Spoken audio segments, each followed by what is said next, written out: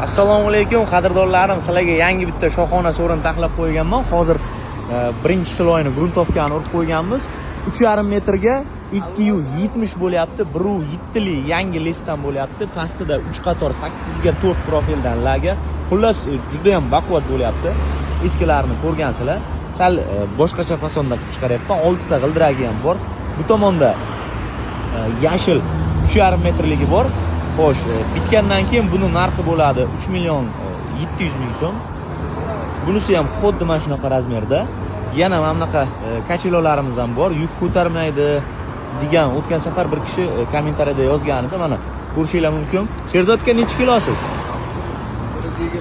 120, 80, 60. Sizchi 80 mana ko'ryapsizlarmi? Xohlasanglar hozir yana bir 5 kishini mana shunday 100 kishilikda o'tirib ko'rsataman. Xullas yuk ko'tarishiga uzilib ketmasligiga javob. Yana mana bunaqa so'rlarimiz ham har xili bor. Kimga qiziq bo'lsa, manzilimiz Kattaqo'rg'on darvozadan kirganda Payshamini yo'liga iskaga mana bu yangi domlani mana oldiga joylashganmiz. Kelaverasizlar.